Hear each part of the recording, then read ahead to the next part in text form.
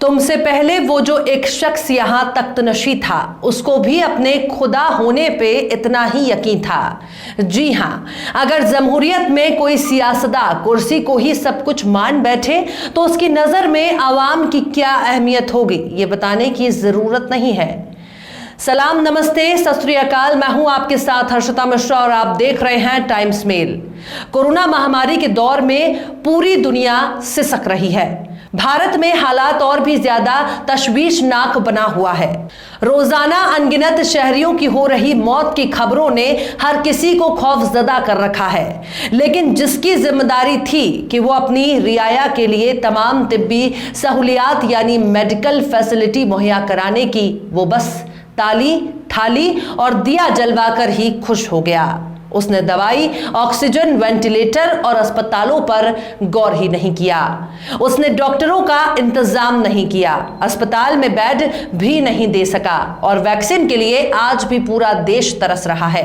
अब अदलिया ने ही वजीर आजम से सवाल जवाब शुरू कर दिए हैं।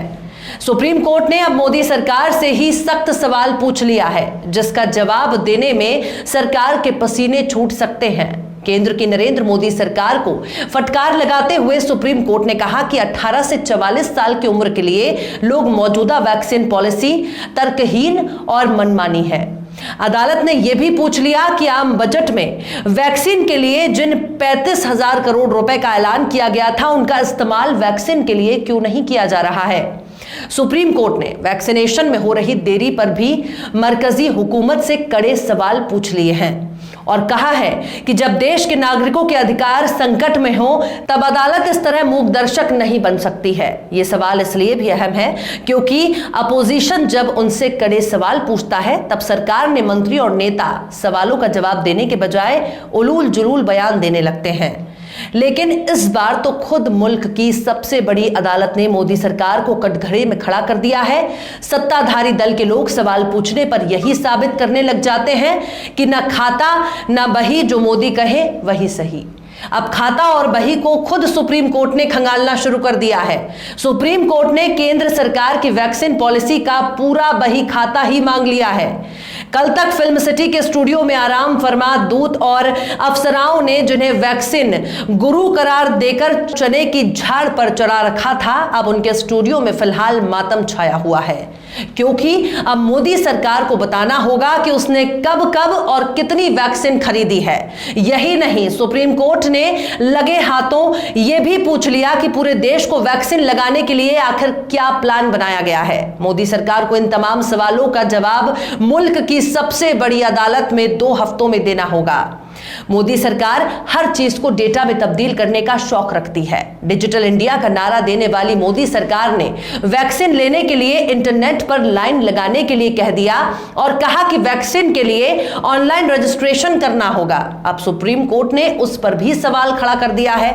अदालत ने कहा है कि देश की सबसे बड़ी आबादी ग्रामीण है, जिसकी पहुंच इंटरनेट तक नहीं है। ऐसे में ऑनलाइन रजिस्ट्रेशन कैसे होगा और फिर टीका कैसे लग पाएगा। अदालत ने कहा कि केंद्र को अपनी वैक्सीन नीति में बदलाव करना चाहिए और नई पॉलिसी लोगों की परेशानियों के पेश नजर तैयार करना चाहिए। कोरोना की दूसरी लहर के असर को कम करने के लिए हर मुमकिन कोशिश की जा रही है। तीसरी लहर बचाव के लिए देश में वैक्सीनेशन का काम जारी है। अब तक पूरे देश में 22 करोड़ से ज्यादा लोगों को वैक्सीन की डोज लगाई जा चुकी है, लेकिन जिस तरह से वैक्सीन पॉलिसी को आगे बढ़ाया जा रहा है उस पर गंभीर सवाल खड़ा होना लाजमी है। केंद्र सरकार की तैयार की गई इस नीति पर अपोजिशन पहले ही फेल बता चुका था और अब सुप्रीम कोर्ट ने भी सरकार से सख्त सवाल पूछ लिए हैं। ऐसे में सबसे बड़ा टीकाकरण अभियान चलाने का दावा करने वाली केंद्र की मोदी सरकार इस वक्त अपनी ही वैक्सीन पॉलिसी को लेकर चौतरफा घिरती हुई नजर आ रही है।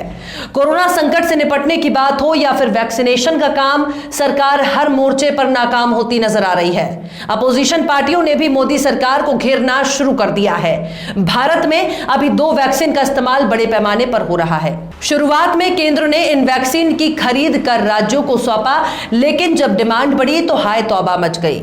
कई राज्यों सरकारों का इल्जाम है कि वैक्सीन निर्माताओं से वैक्सीन मिल नहीं रही है क्योंकि वो केंद्र को प्राथमिकता के तौर पर सप्लाई कर रहे हैं। दिल्ली, तमिलनाडु, राजस्थान, उड़ीसा, पश्चिम बंगाल समेत कई राज्य सरकारों से वैक्सीन न मिलने का आरोप लगाया।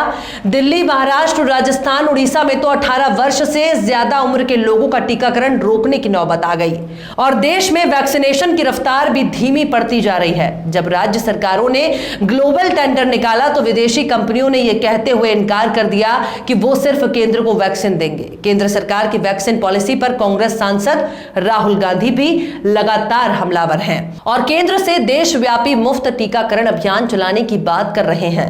राहुल गांधी कह रहे हैं कि वैक्सीन केंद्र खरीदे और उसे राज्यों को दे ताकि राज्य अलग अलग वैक्सीन लेने ना जाएं। वहीं दूसरी तरफ ममता बनर्जी, अरविंद केजरीवाल, एमके स्टालिन समेत कई विपक्षी नेताओं ने केंद्र सरकार से इस बाबत एक ठोस कदम उठाने की मांग कर रहे हैं। अब केंद्र सरकार के सामने सबसे बड़ी चुनौती है कि कैसे कम वक्त में ज्यादा से ज्यादा वैक्सीन उपलब्ध कराई जाए। वैक्सीन गुरु बनने के लिए मोदी सरकार ने जिस तरह कई देशों को वैक्सीन दी, उस पर भी अब सवाल खड़े हो रहे हैं। लेकिन अब केंद्र का दावा है कि साल के अंत तक टीकाकरण पूरा हो जाएगा। दिसंबर तक भारत के पास 216 करोड़ वैक्सीन की डोज उपलब्ध होगी। अभी देश में 22 करोड़ वैक्सीन लग चुकी है। केंद्र सरकार का लक्ष्य है कि जुलाई अगस्त से देश में रोजाना 1 करोड़ वैक्सीन की डोज लगाई जाए। लेकिन जिस रफ्तार से वैक्सीनेशन का काम चल रहा है उसे देखकर तो यही लगता है कि दिसंबर तक पूरी आबादी का वैक्सीनेशन करना अभी दूर का ख्वाब है। पूरी दुनिया आज अपने नागरिकों की जिंदगी बचाने के लिए वैक्सीनेशन पर जोर दे रही है। इसके लिए हर देश दिन रात एक करने में लगा हुआ है। पूरी दुनिया इस बात पर गौर कर रही है कि जब इंसान ही नहीं रहेगा तो ताली थाली कौन बजाएगा। वोट डालने के लिए भी इंसानों की जरूरत पड़ती है, सियासी रैलियों के लिए भी इंसानों की जरूरत पड़ती है, किसी पर तंज कसने के लिए भी इंसान का जिंदा होना ज्यादा जरूरी है। काश मोदी सरकार ने इस महामारी को गंभीरता से लिया होता और वैक्सीनेशन के लिए जी जान से कोशिश की होती तो आज हालात कुछ और होते। और आखिर में चलते चलते हबीब जालिब का एक शेर है, जिंदगी तूने मुझे कब्र से कम दी है जमीन, पाँव फैलाऊं तो दीवार में सर लगता है। फिलहाल आपको यह वीडियो कैसा लगा कमेंट बॉक्स में जरूर बताइए। वीडियो पसंद आए तो लाइक करें, शेयर करें और बेबाक निष्पक्ष स्वतंत्र पत्रकारिता को सपोर्ट करने के लिए आप हमारे YouTube चैनल टाइम्स मेल को जरूर से जरूर सब्सक्राइब करें और सब्सक्राइब करते वक्त बेल आइकन की घंटी वाली बटन भी जरूर दबा दें ताकि हमारे चैनल पर आने वाले हर नए वीडियो की नोटिफिकेशन आपको फौरन मिल जाएगी। आप मुझे ट्विटर पर भी फॉलो कर सकते हैं @हर्षिता_S_मिश्रा। पल पल की खबरों पर नजर बनाए रखने के लिए आप हमारी ऑफिशियल वेबसाइट timesmail.in पर लॉगिन कर सकते हैं।